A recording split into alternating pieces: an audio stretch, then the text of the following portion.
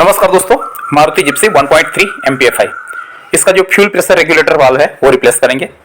इसमें दोस्तों ऐसा हुआ कि ये जो फ्यूल प्रेशर रेगुलेटर वाल्व है वो रिटर्न लाइन खोल के देखा तो उसमें से फ्यूल आ ही नहीं रहा है। एक्चुअली वो वैक्यूम ऑपरेटेड रहता है, तो इसमें जो रिटर्न में पेट्रोल आना चाहिए वो आ नहीं रहा है। एज वेल एज जो पेट्रोल की जो स्मेल है वो भी गाड़ी में आ रही है कि अनबर्न पेट्रोल की स्मेल आ रही है। और दूसरा हार्ड स्टार्टिंग दे रहा था, गाड़ी जो स्टार्ट कर रहे हैं तो मतलब हार्ड स्टार्ट दे रहा था, तो फिर फ्यूल रिटर्न जो वाल्व है वो नहीं वर्क कर रहा है, तो इसके लिए उसको रिप्लेस करना था। तो ये जो इंजेक्टर का जो हेडर लगा रहता है, इंजेक्टर के हेडर के ऊपर में रिटर्न वाल्व लगा रहता है। तो फ्यूल रिटर्न वाल्व जो है उसका फंक्शन वही है कि वो डिजायर्ड प्रेशर जो है वो मेंटेन करता है। फ्यूल का प्रेशर अगर एक्सेस रहा, क्योंकि फ्यूल पंप जो है वो कांस्टेंट प्रेशर देता है, वो कांस्टेंट प्रेशर इंजेक्टर के ऊपर जाता है, लेकिन इंजन की जो स्पीड है वो कम ज़्यादा होती है, तो वेरिंग फ्यूल डिमांड रहती है। फ्यूल डिमांड कभी ज़्यादा होती है, कभी कम रहती है, तो उसका जो एक्सेस प्रेशर जो है वो रिलीज करता है रिटर्न वाल्व। तो रिटर्न वाल्व जो है वो वैक्यूम ऑपरेटेड रहता है, तो बाकी का जो एक्सेस प्रेशर जितना भी रहता है वो रिलीज कर देता है। अभी अगर वो रिलीज नहीं कर रहा है, मतलब वो रिच मिक्सर बना रहा है, रिच मिक्सर बनाएगा तो क्या हो जाएगा, रिच मिक्सर बनाएगा तो उससे जो जो स्पार्क प्लग है, स्पार्क प्लग के ऊपर में कार्बन डिपोजिशन होगा, वो पहला साइन है। दूसरा, रिच मिक्सचर में जो अनबर्न फ्यूल जो है उसकी भी स्मेल आएगी। कभी कभी ऐसा लगता है कि जिप्सी में जो पेट्रोल जलने की स्मेल आ रही है, तो वो एक कॉज है। दूसरे रीज़न भी हो सकते हैं, लेकिन रिटर्न वाल्व जो है वो एक्सेस प्रेशर जो अगर रिलीज नहीं कर रहा है तो बाकी लीकेज वगैरह भी दे सकता है। इंजेक्टर के पास में से जो ओरिंग रहती है वहीं से वो लीकेज भी दे सकता है। ये देखिए, मैंने जो हेडर है वो हेडर निकाला हुआ है। ये हेडर के ऊपर में रिटर्न वाल्व लगा हुआ है, फ्यूल रिटर्न वाल्व। तो ये फ्यूल रिटर्न वाल्व जो है वो वर्क नहीं कर रहा है, तो उसके जगह फिर मैंने दूसरा इक्विप्ड करने के लिए मैं दूसरा वाल्व जो है लेके आया, वो मैं बताता हूँ आपको। देखिए, ये वाल्व का जो फंक्शन जो है वो एक्सेस प्रेशर जो है फ्यूल का वो रिलीज करता है, वैक्यूम ऑपरेटेड रहता है। अंदर जो मैकेनिकली एक स्प्रिंग रहता है और डायफ्राम रहता है। इंटरनल कंस्ट्रक्शन अगर देखा जाए तो डायफ्राम जो है वो स्प्रिंग लोडेड रहता है, और जब वैक्यूम अप्लाई होती है तो डायफ्राम जो है वो स्प्रिंग वहाँ से मतलब गैप बनाता है। ये जो मैं स्क्रू ओपन करके दिखा रहा हूँ ना, ये स्क्रू जो है वो वैक्यूम रिलीज करने के लिए है। अगर ये स्क्रू मैं लूज कर देता हूँ तो वहाँ पे वैक्यूम बनाएगा नहीं, ठीक है। तो ये इससे वैक्यूम क्रिएट नहीं होगा ये स्क्रू से। अगर ये स्क्रू अगर मैं फुल टाइट कर देता हूँ तो वैक्यूम बनाएगा, और बाकी वैक्यूम से जो है डायफ्राम ऑपरेट होगा और एक्सेस फ्यूल जो है वो रिटर्न हो जाएगा। तो इस तरह से इसमें वर्किंग होती है। लेकिन अभी इसमें तो वाल्व ऑपरेट हो ही नहीं रहा है, स्टॉक हो गया है या कुछ भी अंदर कोई भी प्रॉब्लम हो गई है, तो मैंने नया वाल्व लेके आया हूँ, रिटर्न वाल्व। तो ये जो रिटर्न वाल्व जो मैंने लाया हूँ वो मुझे मतलब जिप्सी का तो मिला नहीं, तो मैंने लोकल मार्केट से ही लिया। मारुति जेन्युइन स्पेयर है नो डाउट, लेकिन ये मारुति वैन का है ना। मारुति वैन का मैं ये रिटर्न वाल्व लेके आया हूँ। मोस्ट ऑफ कार में रिटर्न वाल्व जो है वो सेम साइज़ के रहते हैं, सिर्फ उसकी जो डिस्चार्ज की ओपनिंग और वैक्यूम पाइप वाली ओपनिंग वो जो है वो डिफरेंट मतलब एंगल में रहती है। लेकिन डजेंट मैटर वो एंगल, तो क्योंकि उसमें तो फ्लेक्सिबल होस ही लगने वाली है, तो आप कहीं से भी होस घुमा सकते हो। तो मैंने मारुति वैन का रिटर्न वाल्व लाया हूँ, मारुति जिप्सी में उसको इक्विप्ड कर रहा हूँ, ठीक है। तो इसमें मतलब वो कुछ बाकी मुझे सेटिंग वगैरह भी करनी नहीं है। वाल्व जैसे मार्केट से लाया हूँ, बाजार से लाया हूँ, वैसा ही मुझे यहाँ पे फिक्स कर देना है। 680 रुपीज़ उसकी प्राइस है ना। तो अभी मैं उसको यहाँ फिक्स कर दूंगा, और हेडर जैसे मैंने निकाला था वैसे उसको इक्विप्ड कर दूंगा।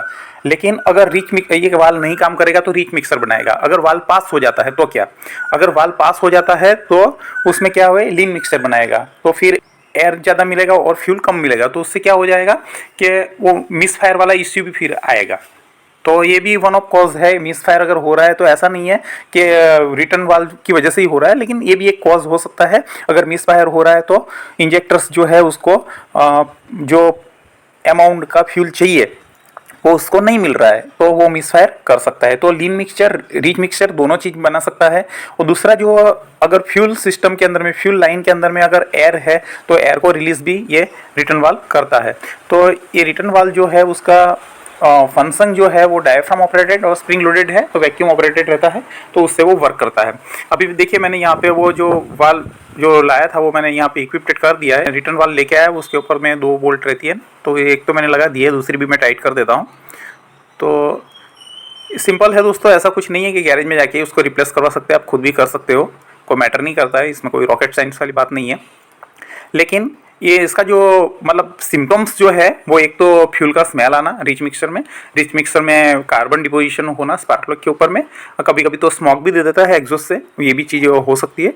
और दूसरा ये जो इंजन ऑयल है उसमें भी कभी पेट्रोल की स्मेल आ सकती है, अगर एक्सेस बहुत ही मतलब कुछ ज़्यादा पेट्रोल अगर चला जाता है इंजेक्टर के थ्रू स्प्रे हो जाता है तो ये बहुत वर्स्ट केस में होता है। और अगर वाल्व वर्क नहीं कर रहा है तो एक तो सबसे पहला तो वो लीकेज का प्रॉब्लम दे देगा, हार्ड स्टार्टिंग दे देगा, दूसरा हार्ड स्टार्टिंग तो देगा ही देगा, बाकी दूसरे भी जो सिम्टम्स मैंने बताया ड्यूरिंग द वीडियो वो सारे इसमें मतलब होते हैं।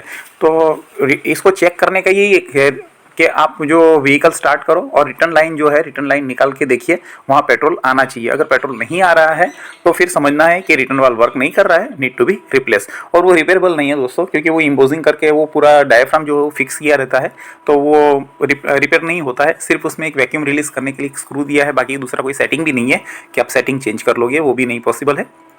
और ज़्यादातर ये रिटर्न वाल्व जो है वो फेल होने के चांसेस तो वो है कि गाड़ी अगर पड़ा रहा है 2-3 महीना तो अंदर पेट्रोल जो है, पेट्रोल कभी है ना उसको ऐसा मतलब स्टिक कर देता है डायफ्राम को कि फिर वो कभी ऑपरेट ही नहीं हो, तो वो ऑपरेट नहीं होता है। तो ऐसा प्रॉब्लम कभी क्रिएट होता है, व्हीकल अगर काफ़ी दिन से पड़ा है ऑपरेट नहीं किया गया है तो फिर रिटर्न वाल्व जो है वो स्टक होता है। ज़्यादातर तो पेट्रोल आने के कॉन्टेक्ट से वो वाल्व जो है वो छूट मतलब डायफ्राम जो है वो वहाँ पे छूट जाता है और फिर वो वर्किंग में आ जाता है, लेकिन कभी कभार नहीं भी आता है।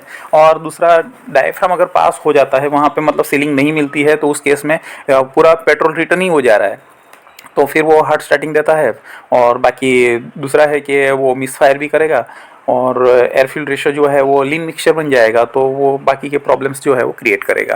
तो इसको मतलब ये वाल जो है वो मतलब इसका रिटर्न लाइन जो है वो निकाल के एक बार देख लीजिएगा, तो वहीं से आपको आइडेंटिफाइड हो जाएगा कि रिटर्न लाइन में फ्यूल आ रहा है कि नहीं आ रहा है तो डजंट मैटर, कोई प्रॉब्लम नहीं करता है।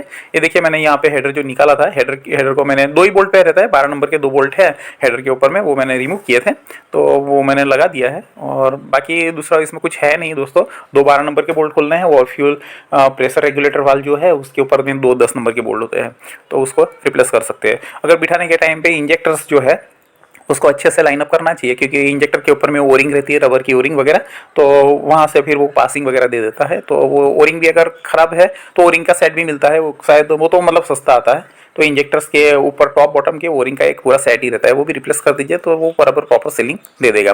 ये देखिए मैंने अभी रिप्लेस कर दिया है ना, ज़्यादातर कुछ खोलना नहीं होता है तो आप खुद कर सकते हो। I hope so this video useful to you. आपका दिन शुभ रहे, धन्यवाद, जय हिंद।